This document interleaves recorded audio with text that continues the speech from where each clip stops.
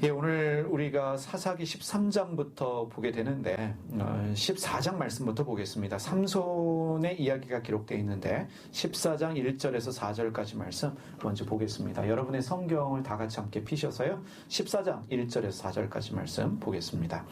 삼손이 딥나에 내려가서 거기서 블레셋 사람의 딸들 중에서 한 여자를 보고 올라와서 자기 부모에게 말하여 이르되 내가 딥나에서 블레셋 사람의 딸들 중에서 한 여자를 보았사오니 이제 그를 맞이하여 내 아내를 삼게 하소서 하매 그의 부모가 그에게 이르되 내 형제들의 딸들 중에나 내 백성 중에 어찌 여자가 없어서 내가 할례받지 아니한 블레셋 사람에게 가서 아내를 맞으려 하느냐 하니 삼손이 그의 아버지에게 이르되 내가 그 여자를 좋아하오니 나를 위하여 그 여자를 데려오소서 하니라. 그때 블레셋 사람이 이스라엘을 다스린 까닭에 삼손이 틈을 타서 블레셋 사람을 치려함이었으나 그의 부모는 이 일이 여호와께로부터 나온 것인 줄은 알지 못하였더라. 이스라엘의 12번째 사사가 그 유명한 삼손입니다. 삼손은 태어날 때부터 바쳐진 나실인이었습니다. 나실인으로 평생 살아야 될 사람이었습니다. 그런데 이 삼손의 삶을 보면 머리카락에 손을 대지 아니한 것을 제외하고는 나실인과는 전혀 상관없는 삶을 살았습니다. 그럼에도 불구하고 하나님이 사사로서 그를 사용하셨습니다. 이스라엘을 불쌍히 여기신, 이스라엘 백성들을 불쌍히 여기신 하나님의 은혜로 삼손이 주님의 도구로 쓰임받았습니다. 삼손이 자격이 되었기 때문에 또 준비가 되었기 때문에 쓰신 것이 아닙니다. 하나님이 쓰시니, 하나님이 힘 주시니 삼손이 착각할 수밖에 없습니다. 내가 잘하는 줄 알고 착각할 수밖에 없지요. 이런 착각 가운데 사역하는 사역자들이 적지 않습니다. 어떠한 능력이 나타나기 때문에, 어떠한 역사가 나타나기 때문에 그것이 나의 지금 믿음의 수준은 아닙니다. 이 4절 말씀이요.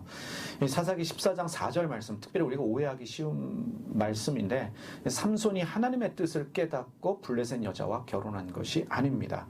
이 4절 말씀을 메시지 성경으로 읽어보겠습니다.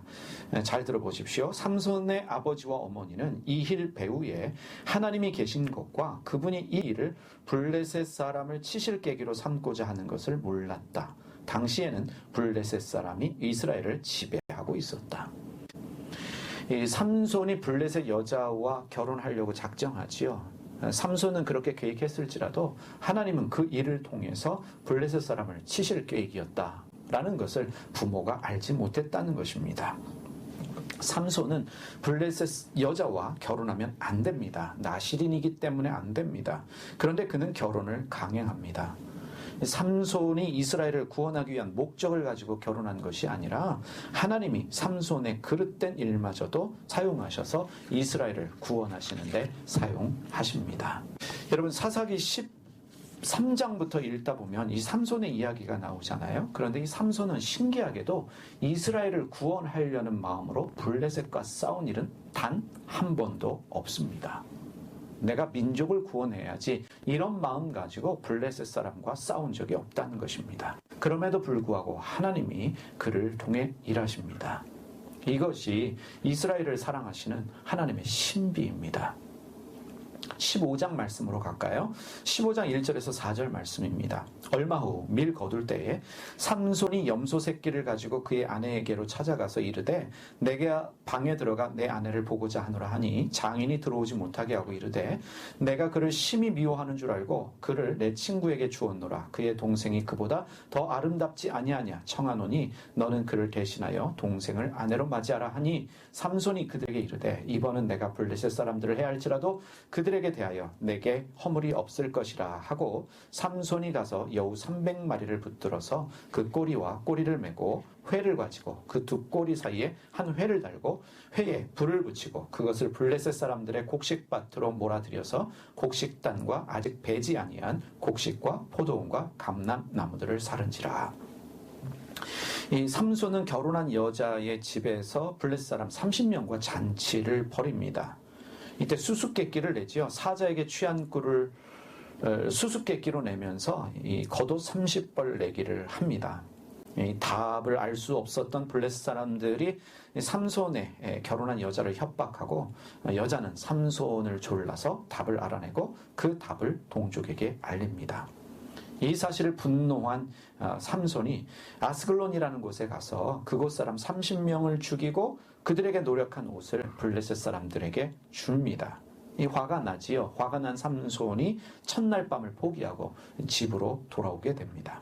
그리고 얼마 뒤에 아내를 보러 갔지만 아내는 이미 다른 사람의 아내가 되어 있었습니다. 이때 화가 난 삼손이 여우꼬리에 회를 묶고 불을 붙여서 블레셋 사람의 곡식에 불을 질러버립니다.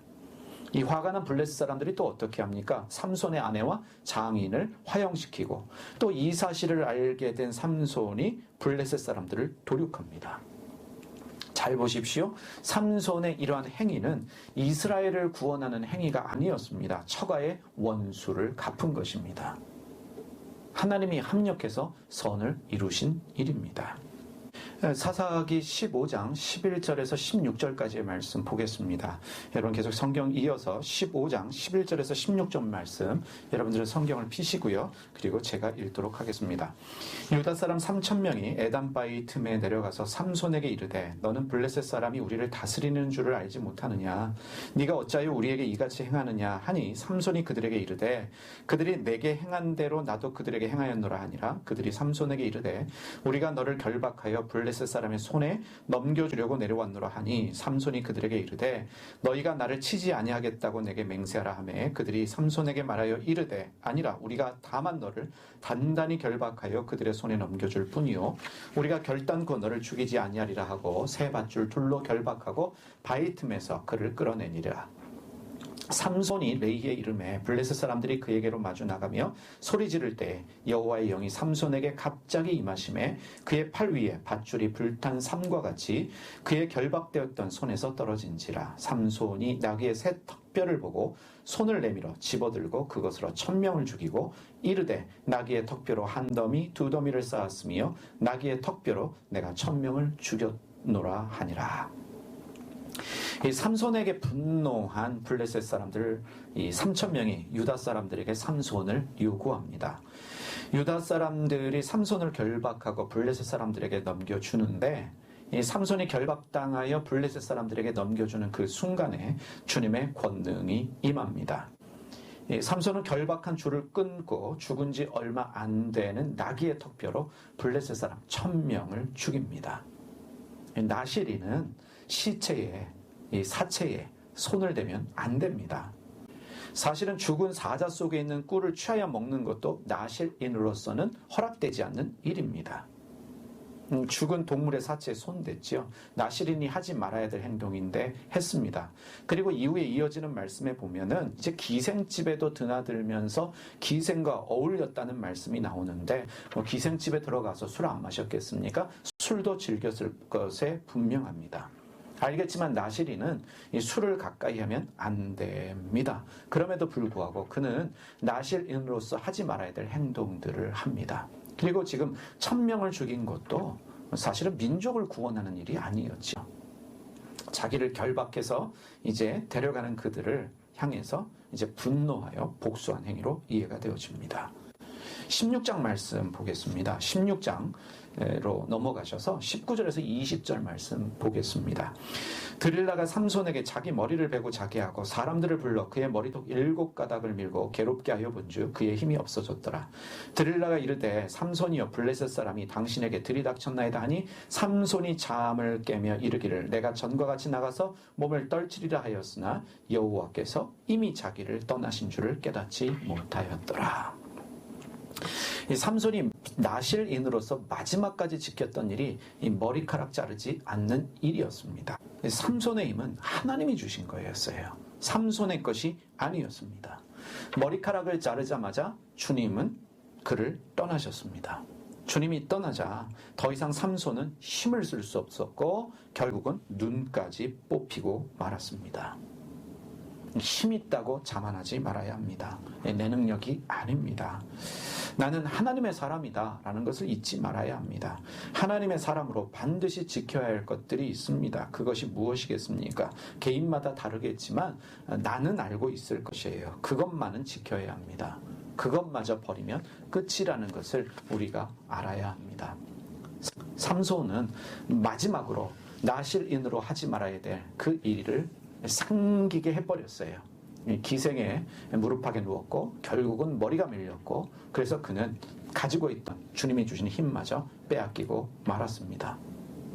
그리고 이어지는 사건이 16장에 28절에서 31절 말씀에 보면 이렇게 기록하고 있어요. 자, 16장 말씀으로 가겠습니다. 28절에서 31절 말씀 잘 보시기 바랍니다. 삼손이 여호와께 부르짖어 이르되 주 여호와여 구하옵나니 나를 생각하옵소서. 하나님이여 구하옵나니 이번만 나를 강하게 하사 나의 두 눈을 뺀 블레셋 사람에게 원수를 단번에 갚게 하옵소서 하고, 삼손이 집을 버틴 두 기둥 가운데 하나는 왼손으로 하나는 오른손으로 껴 의지하고, 삼손이 이르되 블레셋 사람과 함께 죽기를 원하노라 하고 힘을 다하여 몸을 굽히매 그 집이 곧 무너져 그 안에 있는 모든 방백들과 온 백성에게 덮이니, 삼손이 죽을 때에 죽인 자가 살았을 때 죽인 자보다 더욱 많았더라. 그의 형제와 아버지의 온 집이 다 내려가서 그의 시체를 가지고 올라가서 소라와 에스디올 사이 그의 아버지 마노아의 장지에 장사하니라. 삼손이 이스라엘의 사사로 20년 동안 지냈더라. 삼손의 머리가 다시 자라기 시작합니다. 하나님이 그에게 마지막 기회를 주셨습니다. 회개의 기회를 주신 것이고, 이스라엘의 사사로서 그 마지막 역할을 할 수 있는 기회를 주셨습니다. 그런데 여러분, 28절 말씀 보십시오. 그의 기도에 주목해 보시기를 바랍니다. 주 여호와여 구하옵나니 나를 생각하옵소서. 하나님이여 구하옵나니 이번만 나를 강하게 하사 나의 두 눈을 뺀 블레셋 사람에게 원수를 단번에 갚게 하옵소서. 삼손은 내 원수를 갚게 해달라고 간구합니다. 나실인으로서, 사사로서 그 소임을 다하지 못한 잘못에 대한 자기 반성도 회개도 없습니다. 나를 생각하옵소서. 하나님 구하옵나니 이번만 나를 강하게 하셔서 나의 두 눈을 뺀 블레셋 사람들에게 원수를 단 한 번에 갚게 하여 주시옵소서. 이것이 삼손의 마지막 기도였습니다. 하나님은 그에게 마지막 힘을 주셨고, 그래서 그는 블레셋 사람들과 함께 죽었습니다. 이렇게 적과 함께 죽은 유일한 사사가 삼손입니다. 놀라운 능력을 주셨음에도 불구하고 그 능력을 자기 일을 위해서 쓰다가 그리고 사라진 사사가 삼손입니다. 삼손은 사사로 있는 20년 동안 나실인으로서의 자기의 정체성을 망각하고 그리고 행동했고, 하나님이 주신 힘과 능력을 민족을 구하는 일에 사용하지 않았습니다. 철저히 자기를 위해서, 개인적인 복수를 위해서 사용했던 사람, 그가 삼손입니다. 그 마크 에트어베리 목사가 쓴 삼손 신드롬이라는 책이 있습니다.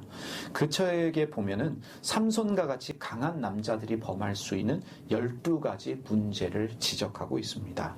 우리 모두가 참고해야 될 내용들입니다. 삼손 신드롬이라는 책에 쓰여진 내용입니다. 첫 번째, 삼손과 같이 자아가 강한 사람들의 첫 번째 특징은 무엇이냐면 죄의 경계선을 무시한다. 죄에 대한 기준점이 내 맘대로라는 뜻입니다. 두 번째, 정욕과 씨름한다. 자기 정욕이 강하고 그 정욕과 늘 씨름한다라고 이야기합니다. 세 번째, 남의 조언을 무시한다. 남의 말을 잘 듣지 않는다라고 말합니다. 네 번째, 규칙을 깨트린다. 규칙을 무시하고 내 맘대로 사는 사람, 바로 삼손과 같이 자아가 강한 사람이라고 이야기합니다. 다섯 번째로, 자기 과시가 강하다. 내가 얼마나 잘났는지, 내가 얼마나 뛰어난 사람인지, 내가 얼마나 능력 있는 사람인지를 보여주기 원한다는 것입니다. 여섯 번째로, 분노를 다루지 못한다. 삼손과 같은 경우도 보면 이 화가 나면 절제하지를 못합니다. 이 자아가 강한 삼손과 같은 사람들은 이 분노 조절을 하지 못한다라고 이야기합니다. 일곱 번째, 같은 실수를 반복한다는 것입니다. 실수가 반복되는 이유는 자기 반성과 회개가 없기 때문이지요. 이 삼손을 보더라도 같은 실수를 반복하고 있습니다. 여덟 번째로, 자아가 강합니다. 자기 힘이 세다는 것입니다. 그래서 고집이 세다는 뜻으로도 이해할 수 있겠지요. 아홉 번째, 어리석은 모험을 잘한다. 하지 말아야 될 일을 모험심에 하는 경우가 많다라고 이야기합니다. 어리석은 모험을 잘한다. 10번째, 이 삼손과 같이 자아가 강한 사람, 자기의 강함을 자랑하는 사람은 주변 사람들과 친밀한 관계를 맺지 못한다라고 이야기합니다. 친밀한 관계를 가지지 못합니다. 11번째로 모든 것을 당연시한다. 모든 것을 당연시하고요. 12번째로 큰 그림을 보지 못한다라고 이 마크 애터베리 목사님이 이 삼손 신드롬에서 지적하고 있는데 12가지를 살펴보면 저에게도 이러한 면들이 많이 있습니다. 이러한 면들이 있다는 것을 우리가 회개하면서 이러한 문제들을 해결해 주시도록 주님의 은혜를 구해야 합니다. 우리가 주님의 뜻대로 산다는 것은 주님께서 우리 마음속에 계셔서 주님이 원하지 않는 것들이 제거되어지는 것들인데 여기에 언급한 12가지는 우리 내면에서 제거되어야 될 악적인 부분들입니다. 이러한 내면의 문제가 해결되지 못해도 주님이 쓰실 수는 있습니다. 그러나 삼손과 같이 안 좋은 결과가 생길 수 있다. 끝이 참 억울하지 않습니까? 눈도 뽑히고 그래서 마지막 힘을 결국은 써서 블레 사람들을 심판한 일에 쓰임받지만 우리가 볼 때 별로 끝이 좋다라는 느낌은 없습니다. 그래서 우리는 계속 은혜를 구하면서 내면의 문제를 해결하면서 주님이 끝까지 쓰실 수 있는 그런 인생이 되어야 될 줄 믿습니다. 하나님은 우리에게 삼손을 통해서 우리의 내면을 보라고 요구하십니다. 그래서 우리가 특별히 사사기의 이 삼손 부분의 이야기를 읽으면서는요, 우리의 내면을 봐야 합니다. 우리의 실체를 깨닫고 회개해야 합니다. 회개만이 살 길이다라는 것을 기억하시면서 우리 회개하는 성도님들 되시기를 주님의 이름으로 축원드립니다. 자, 이제 사사기 17장 말씀으로 가겠습니다. 17장으로 넘어가셔서요, 1절부터 5절까지의 말씀을 보겠습니다. 에브라임 산지에 미가라 이름하는 사람이 있더니 그의 어머니에게 이르되 어머니께서 은 1,100을 잃어버리셨으므로 저주하시고 내기에도 말씀하셨더니 보소서 그 은이 내게 있나이다. 내가 그것을 가졌나이다 하니 그의 어머니가 이르되 내 아들이 여호와께 복받기를 원하노라 하니라. 미가가 은 1,100을 그의 어머니에게 도로 주매 그의 어머니가 이르되 내가 내 아들을 위하여 한 신상을 새기며 한 신상을 부어 만들기 위해 내 손으로 이 은을 여호와께 거룩히 드리노라. 그러므로 내가 이제 이 은을 내게 도로 주니라. 미가가 그 은을 그의 어머니에게 도로 주었으므로 어머니가 그 은 200을 가져다 은장색에게 주어 한 신상을 새기고 한 신상을 부어 만들었더니 그 신상이 미가의 집에 있더라. 그 사람 미가에게 신당이 있으므로 그가 에봇과 드라빔을 만들고 한 아들을 세워 그의 제사장으로 삼았더니. 잘 이해가 안 되는 말씀이지요. 이런 일이 어떻게 벌어지나. 미가라는 사람이 어머니의 은 1,100개를 훔쳤습니다. 그리고는 그것을 다시 어머니에게 돌려줍니다. 그 어머니가 아들을 축복하고 그 은들은 자신의 아들로 하여금 신상을 만들게 하려고 주님께 드렸던 것이다 라고 말하면서 그 은들을 다시 미가에게 줍니다. 그리고 은 200으로 신상을 만들어 미가의 집에 둡니다. 이러한 상을 만드는 것이 십계명에 금지되어 있지 않습니까? 그런데 신의 형상을 만들어서 미가의 집에 둡니다. 미가는 에봇과 드라빔을 만들어서 자기 집 신당에 두었습니다. 그리고 자기 아들을 제사장으로 세웁니다. 오늘로 이야기하면 자기들이 원하는 교회를 자기들의 방식으로 세웠어요. 주님의 이름을 말하지만 전혀 주님과 상관없는 교회가 세워졌습니다. 지금 무당 종교에서나 생길 만한 일이 벌어지고 있습니다. 말도 안 되는 일이 벌어졌어요. 우상을 만들고 그 우상을 세워놓고 그리고는 자기들이 에봇과 드라빔을 만들고 자기 아들을 제사장으로 세워서 신당을 만들었어요. 근데 이런 일들이 현대에도 벌어집니다. 무당이 섬기는 산신령을 하나님으로 둔갑시켜서 믿는 사람들이 있습니다. 십자가를 달고 찬송가를 부르기 때문에 교회가 아닙니다. 성막은 철저히 하나님의 말씀대로 지어져야 합니다. 마찬가지로 하나님이 말씀하신 대로 교회는 세워져야 합니다.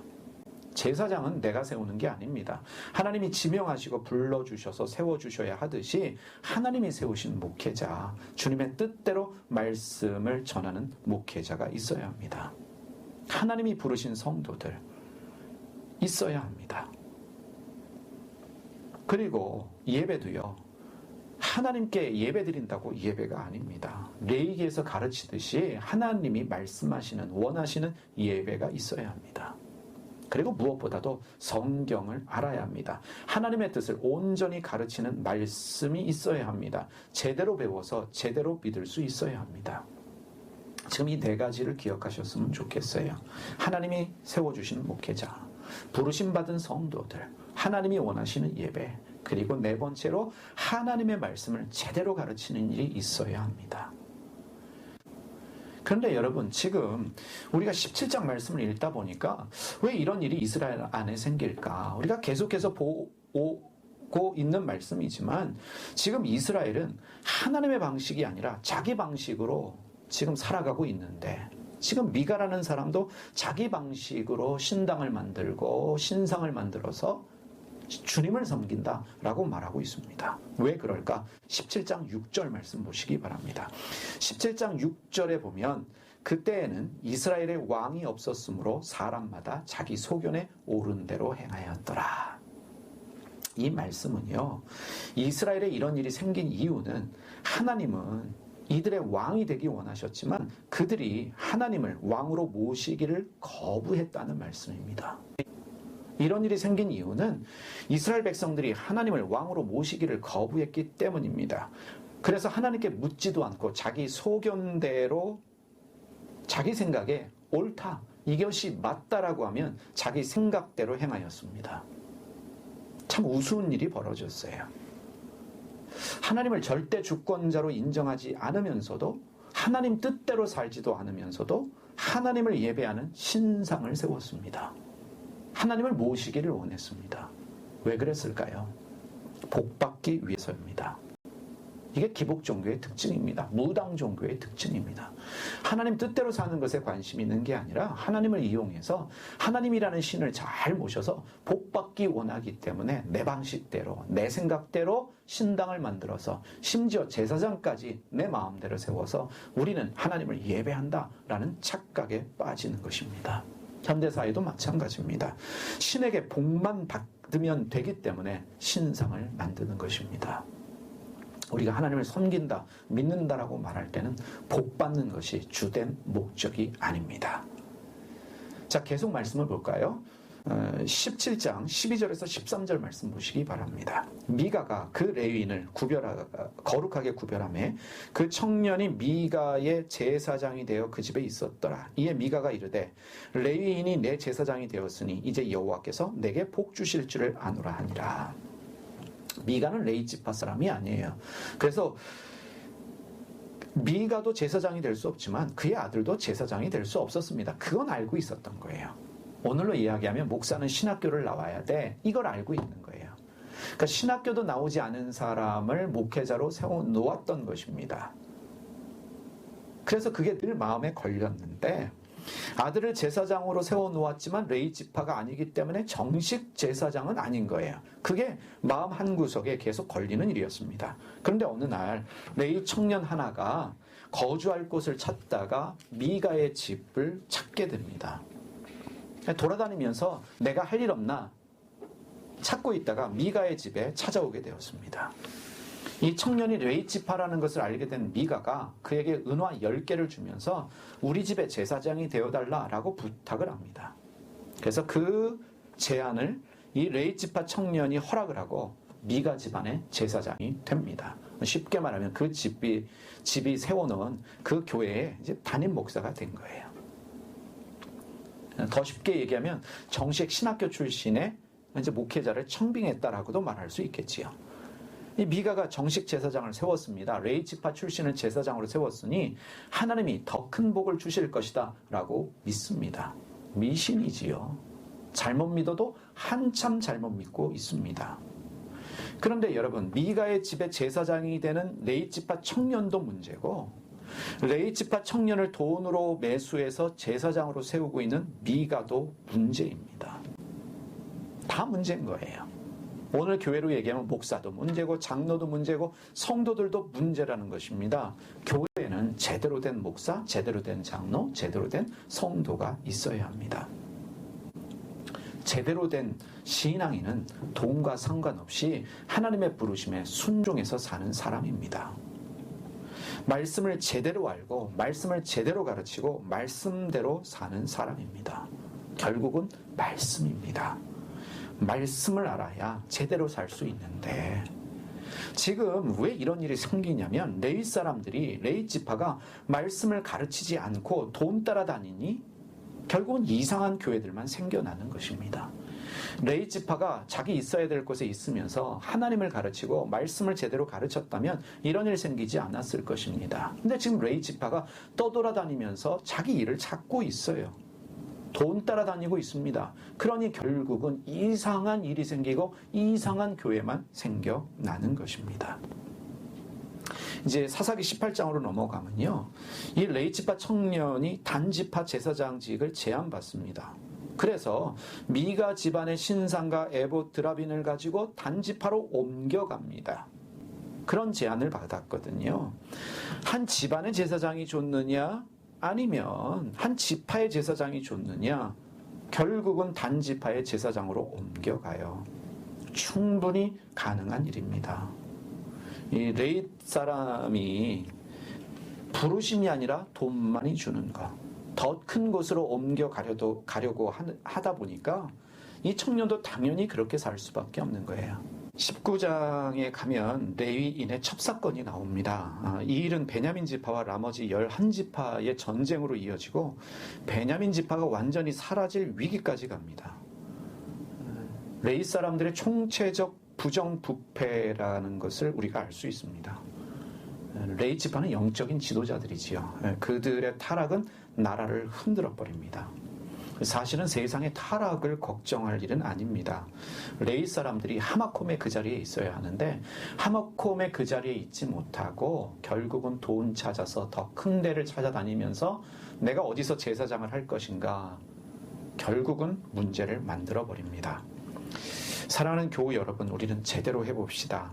제대로 된 교회를 꿈꾸면서 소망해 보십시다. 숫자에 목숨 걸지 않고 하나님의 말씀을 제대로 배워서 말씀대로 사는 교회와 성도들이 되어 보십시다. 그 일을 위해서 기도하고 그 일을 위해서 헌신하는 여러분과 제가 되었으면 좋겠습니다. 자, 이제 사사기가 끝나고요, 룻기 말씀으로 넘어갑니다. 룻기는 4장까지 되어져 있는 말씀인데, 자, 룻기로 넘어가셔서요, 1장 1절에서 5절까지의 말씀 함께 보겠습니다. 사사들이 치료하던 때에 그 땅에 흉년이 드니라. 유다 베들레헴에 한 사람이 그의 아내와 두 아들을 데리고 모압 지방에 가서 거류하였는데 그 사람의 이름은 엘리멜렉이요. 거기다 좀 밑줄 치시면 좋겠어요. 그의 아내 이름은 나오미요. 그 나오미의 이름에도요, 그의 두 아들의 이름은 말론과 기럯이니, 이 아들들의 이름에도 좀 밑줄을 쳐보시기 바랍니다. 유다 베들레헴 에브라 사람들이었더라. 그들이 모압 지방에 들어가서 거기 살더니 나오미의 남편 엘리멜렉이 죽고 나오미와 그의 두 아들이 남았으며 그들은 모압 여자 중에서 그들의 아내를 맞이하였는데 하나의 이름은 오르바요 하나의 이름은 룻이었더라. 룻은 중요합니다. 거기도 밑줄을 쳐보셔요. 그들이 거기에 거주한 지 10년쯤에 말론과 기럯 두 사람이 다 죽고 그 여인은 두 아들과 남편의 뒤에 남았더라. 룻기는 사사기 시대와 연결이 되는 말씀입니다. 시작은 사사기 분위기가 그대로 이어집니다. 베들레헴에 흉년이 들었어요. 그래서 엘리멜렉의 가정이 모압 지방으로 이주를 하게 됩니다. 그런데 베들레헴은 빵집이라는 뜻입니다. 베들레헴에 기근이 들었다라고 하는 얘기는 빵집에 빵이 없는 거예요. 그러니까 사람들이 빵을 찾아서 떠날 수밖에 없지요. 교회도 마찬가지입니다. 교회는 말씀의 빵이 있어야 합니다. 풍성해야 합니다. 말씀의 빵이 없으면 사람들은 떠나게 되고 결국은 말씀의 빵을 찾아서 떠나게 됩니다. 찾으러 가는 거예요. 빵이 있는 곳에 사람들은 몰려들게 되어 있습니다. 엘리멜렉, 그 이름이 하나님은 나의 왕이시다 라는 뜻입니다. 하나님은 나의 왕이시다. 엘리멜렉이 빵을 찾아서 모압 지방으로 갔잖아요. 베들레헴에 기근이 들어서 먹을 식량 찾아서 모압 지방으로 갔는데 자, 이 이름이 뜻하는 게 뭐예요? 왕이신 하나님의 명령에 따라갔다는 거예요. 하나님은 나의 왕이시다라는 이야기는 하나님의 절대적인 주권을 인정했다는 얘기인데, 하나님의 명령에 의해서 이 모압 지방으로 갔습니다.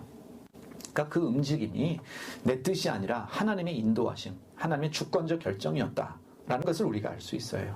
그에게는 두 아들이 있었습니다. 말론과 기럧이에요. 근데 말론은 이름의 뜻이 나약하다는 뜻입니다. 나약해서 일찍 죽었습니다. 또 다른 아들은 기럧인데, 이 기럧는 소멸하다는 뜻이에요. 그래서 일찍 죽었습니다. 이 성경을 읽을 때 이 이름이 원래부터 그런 이름일 수도 있지만, 이 성경의 이름은 그 사람의 삶을 말하는 이름입니다. 그래서 그 이름을 통해서 그 사람을 말하고 있어요. 그들이 모압 지방에서 그 결혼을 하게 되죠. 그 아내들의 이름이 오르바와 룻인데, 오르바는 여러 가지 이름의 뜻을 가지고 있어요. 이 뒷목이라는 뜻도 있고요, 되돌아간다는 뜻도 있고, 뒤돌아선다, 고집이 세다라는 뜻도 가지고 있습니다. 그 이름 그대로 나오미가 고향으로 돌아올 때 따라오지 않죠. 나오미를 떠나서 되돌아갑니다. 친정으로 되돌아가요. 이 룻기의 주인공이 나옴입니다. 룻기이기 때문에 룻이 주인공인 것 같지만, 제가 볼 때는 주인공은 나옴이에요. 나오미는 그 이름의 뜻이 나의 즐거움, 행복이라는 뜻을 가진 이름입니다. 근데 나오미의 시작은 불행의 연속이었습니다. 자기가 살던 이 베들레헴에 식량이 없어서 모압 지방으로 이주했죠. 거기서 남편이 죽었어요. 거기서 아들 둘도 죽었습니다. 불행하지요. 그래서 고향으로 다시 돌아왔을 때 자기 이름을 마라라고 불러달라고 요구를 합니다. 이 마라는 고통, 쓰다라는 뜻인데, 나는 삶이 고통스럽다, 나는 삶이 괴롭다, 그래서 내 이름을 마라라 불러라 라고 이야기를 합니다. 이 나오미의 작은 즐거움이 무엇이었었냐면, 젊은 나이에 과부가 된 이 며느리 그 모압 여자 룻이 자기를 따라온 것이지요. 룻기 1장 16절에서 17절에 보면 룻이 이렇게 얘기합니다. 룻이 이르되 내게 어머니를 떠나며 어머니를 따르지 말고 돌아가라 강권하지 마옵소서. 어머니께서 가시는 곳에 나도 가고 어머니께서 머무시는 곳에서 나도 머물겠나이다. 어머니의 백성이 나의 백성이 되고 어머니의 하나님이 나의 하나님이 되시리니 어머니께서 죽으시는 곳에서 나도 죽어 거기 묻힐 것이라. 만일 내가 죽는 일 외에 어머니를 떠나면 여호와께서 내게 벌을 내리시고 더 내리시기를 원하나이다 하는지라.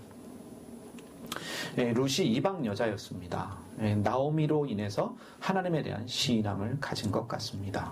그런데 사사기에 등장하는 어떤 인물보다도 더 귀한 믿음의 고백을 룻이 하고 있습니다. 그러면 이 룻의 이름은 무슨 뜻이냐? 룻의 이름의 뜻은 우정, 자손이라는 뜻입니다. 그러니까 정이 많은 여자라는 뜻이고요, 자손을 낳는다라는 뜻을 가진 이름이 룻입니다. 룻을 보면 시어머니 나오미와의 정을 끊지 못하지요. 정들었기 때문에 그 정을 끊지 못합니다. 그래서 함께 베들레헴으로 돌아옵니다. 시어머니를 따라옵니다. 룻은 시어머니 나오미로 인해서 보아스를 만납니다.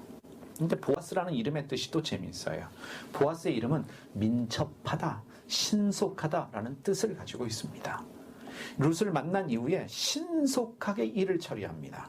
문제들을 해결하면서 룻을 아내로 맞이합니다. 이들에게서 나온 아들이 이제 오벳인데요. 이 오벳이 태어나지요. 이 오벳은 어떤 이름의 뜻이냐면, 오벳은 예배하다, 노동하다라는 뜻을 가진 아바드의 명사형입니다. 우리가 아바드라는 히브리어를 잘 알고 있지 않습니까? 아바드는 하나님을 예배한다는 뜻도 있고 노동한다는 뜻을 가지고 있는, 그래서 일반적으로 서비스라는 단어로 번역되는 게 아바드인데, 이 아바드의 명사형이 바로 오벳이에요. 하나님을 예배한다, 일한다 라는 뜻을 가진 오벳이라는 아들을 낳습니다. 룻기는 해피엔딩으로 끝납니다. 나오미는 그 이름 그대로 결국 인생 말년에 웃었고 즐거움을 누리면서 행복한 삶을 살게 됩니다. 룻기는요, 하나님이 인간 구원 계획을 위해 일하시는 이야기입니다.